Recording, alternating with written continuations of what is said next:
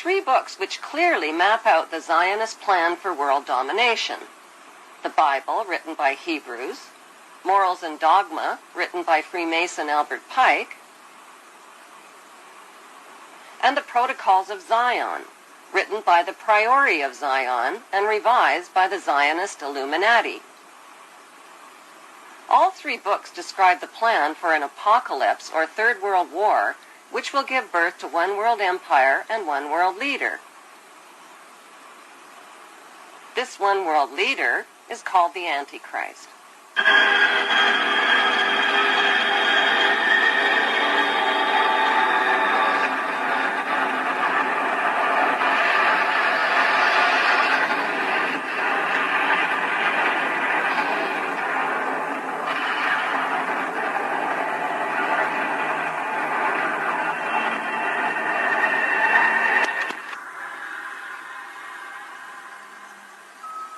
The Bible is like a screenplay for a reality disaster movie, but with a fairy tale ending. The Zionist plan is to create an apocalypse that will exhaust and depopulate the masses through deadly designer viruses, global terror, economic disasters, and nuclear war. These disasters are timed to occur between now and 2014, when the remaining survivors will gladly embrace the promises of a handsome, charismatic new leader who will unveil his plan of hope for eternal world peace. The only way to achieve eternal world peace, he will explain, is to put an end to the 5 causes of war. Secretly, he knows there is only one main cause of wars: the wars caused by his royal ancestors who planned, provoked, financed, and profited from them. He will sell his peace plan by telling the world that border wars will only end by creating a world without borders. Religious wars will only end by creating one world religion of interfaiths. Economic wars will only end by creating a cashless, debt-free society.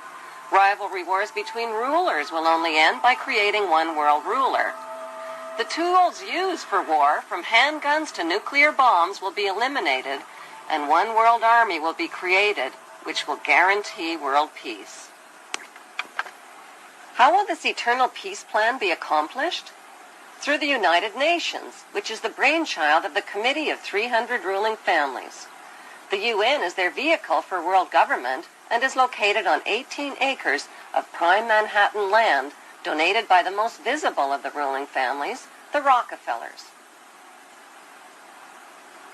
The UN is a closed organization with no public records or open meetings. U.S. taxpayers have already invested $2 trillion in this world authority. Although most of the people working for the UN are genuinely working for peace, the UN is a godless organization controlled by the Committee of 300.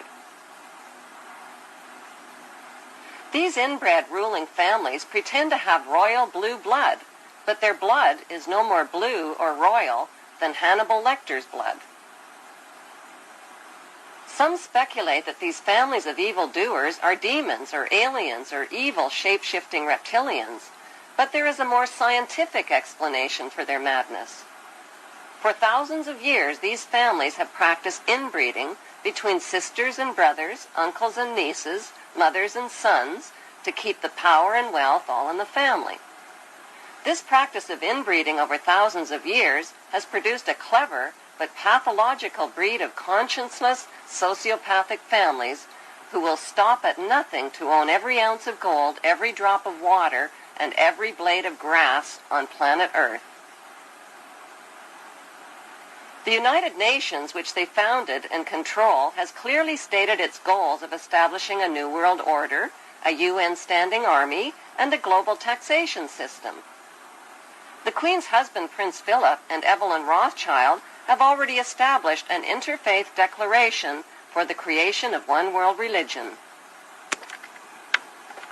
What would life be like in this world empire with one world religion, one world army, one world economy, one world court, one world media, one world government, and one world dictator? What the public doesn't know is that Karl Marx's Communist Manifesto and the Russian Constitution have been built into the UN Charter, and that the New World Order will be a communist world order. Peace on earth will be a forced peace in which citizens will have no rights. no right to bear children without approval, no right to travel without authorization, no right to own private property, no right to privacy, no right to bear arms, no right to protest, no right to receive an inheritance, no right to choose an education or a job or even a place of residence, and worst of all, no right to live. The right to live will be based on an individual's rating of usefulness to the royal elite.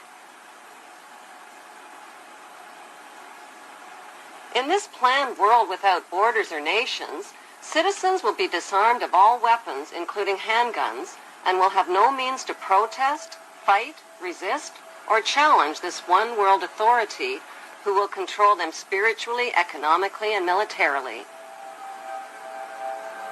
Every human being will be electronically tattooed and will become helplessly dependent on this one world authority for all of their most basic needs. The masses will eventually be taught to bow down and worship this one world dictator who will rule the entire world from his eternal throne in Israel. The big question is, who is this charismatic leader